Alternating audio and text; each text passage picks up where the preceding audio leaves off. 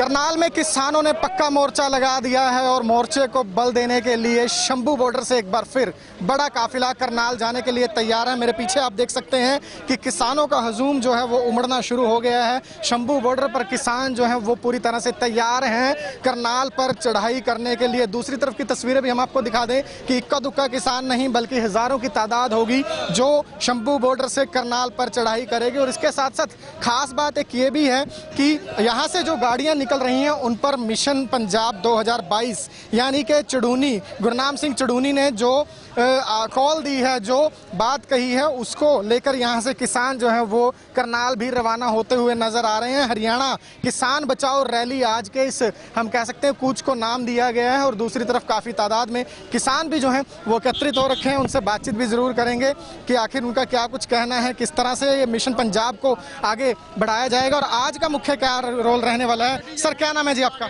मेरा नाम सर्वजीत सिंह है। जी सर्वजीत जी, आप मिशन पंजाब कमेटी के सदस्य हो। सबसे पहले मिशन पंजाब के आज बैनर दिख रहे हैं, क्या रैली लेकर जा रहे हो? करनाल में क्या डिमांड रहेगी?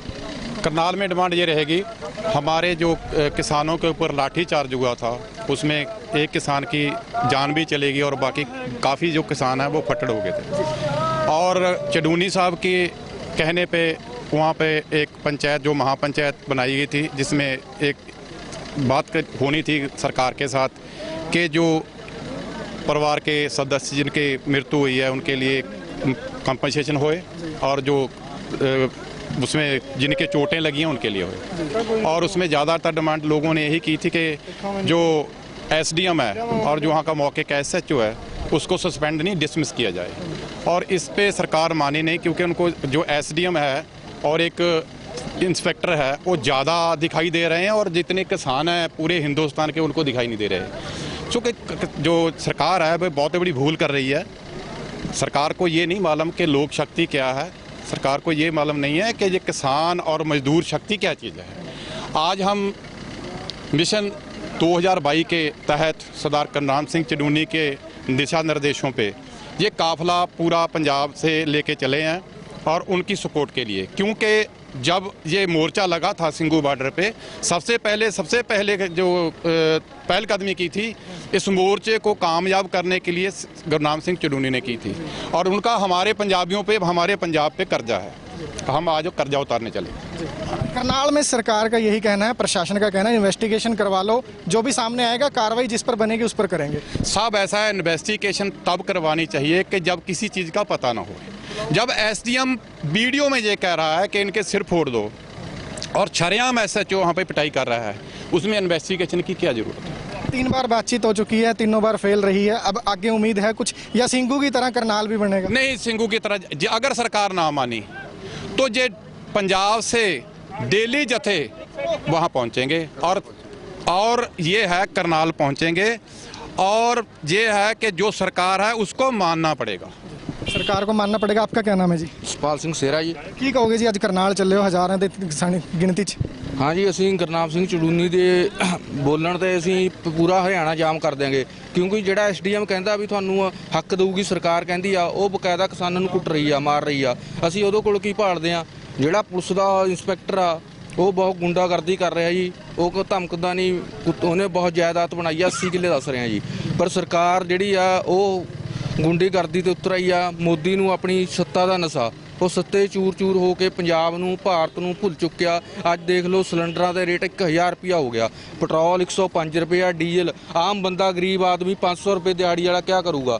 बच्चों की पढ़ाई होर बहुत खर्चा महंगा हो गया, महंगाई बिल्कुल बढ़ती जा रही है। सर 3 बार बातचीत हो चुकी है करनाल में प्रशासन के साथ, अगली बार आज उम्मीद जताई जा रही है आज या कल में बैठक फिर से होगी।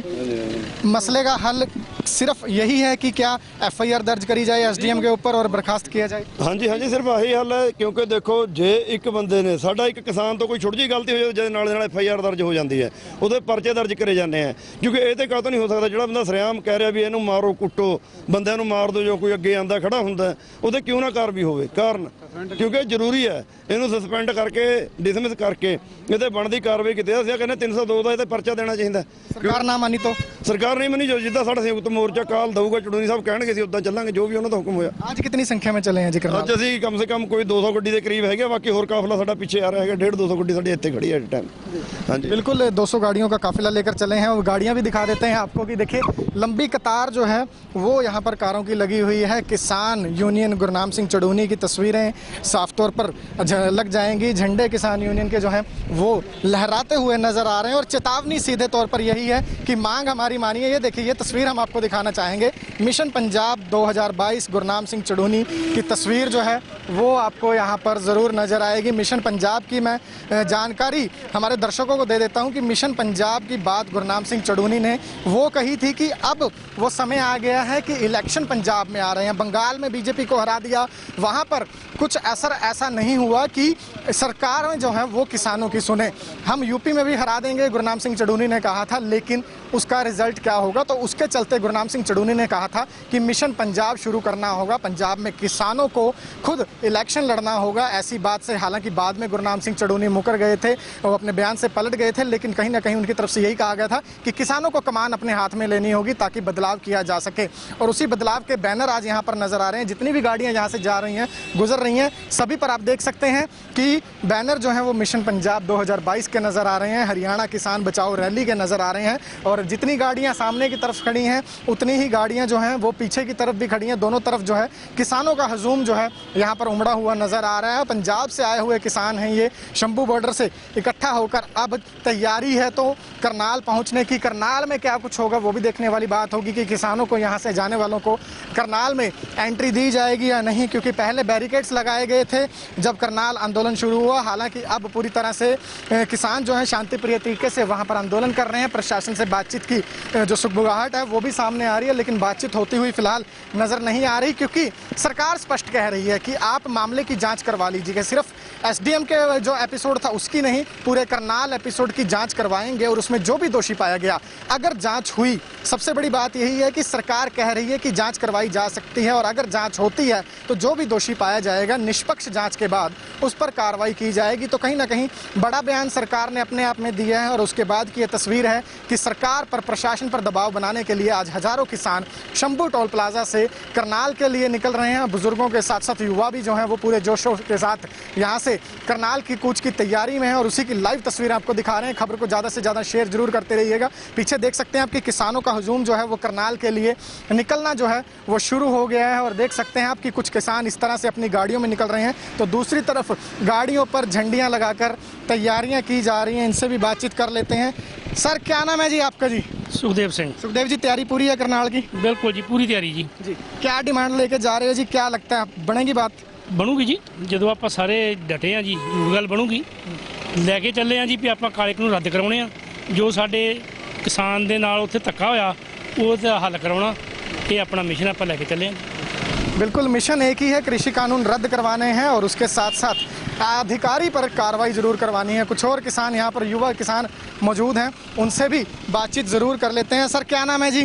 मेरा नाम हरिंदर सिंह है जी। सिंह साहब केड़े पिंड तो आए हो, करनाल जा रहे हो, क्या डिमांड है मेन आज की? सर हम फतेहगढ़ साहब से, हमारा गांव मंडौर है और वहीं से आए हैं। डिमांड तो यही है कि जो सरकार के जो तीनों काले कानून हैं उसके लिए जो चड़ूनी साहब का जो मतलब उन्होंने बोला था कि राजनीति में आना पड़ेगा। पहले तो हम सोचते थे कि हम नहीं आएंगे, पर अब जो लग रहा है क्योंकि लड़ने से तो ये प्रॉब्लम सॉल्व नहीं हो सकती है, सो इसलिए हमने ये सोचा है भी हमारे जो किसान लोग हैं जो अच्छे पढ़े लिखे हैं, एजुकेशन वाले हैं, एजुकेटेड हैं, वो आगे आएँ और इलेक्शन लड़ें।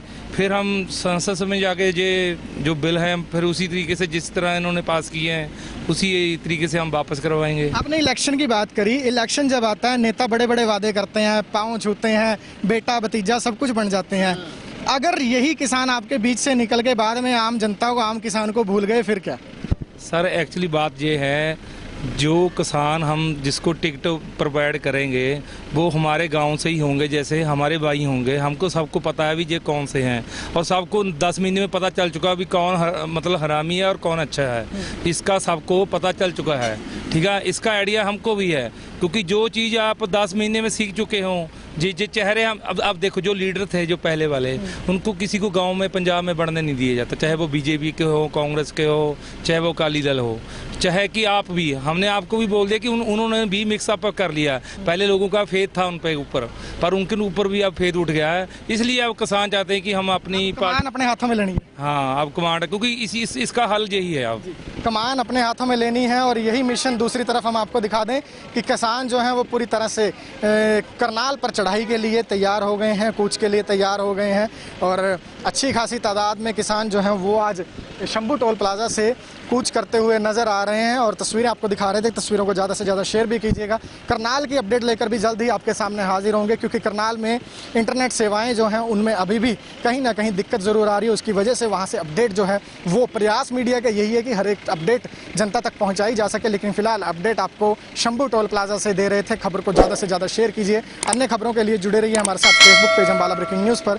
हमें यूट्यूब पर भी सब्सक्राइब कीजिएगा और मोबाइल स्क्रीन पर अपडेट्स पाने के लिए प्ले स्टोर से अम्बाला ब्रेकिंग न्यूज़ की मोबाइल ऐप भी ज़रूर डाउनलोड करें।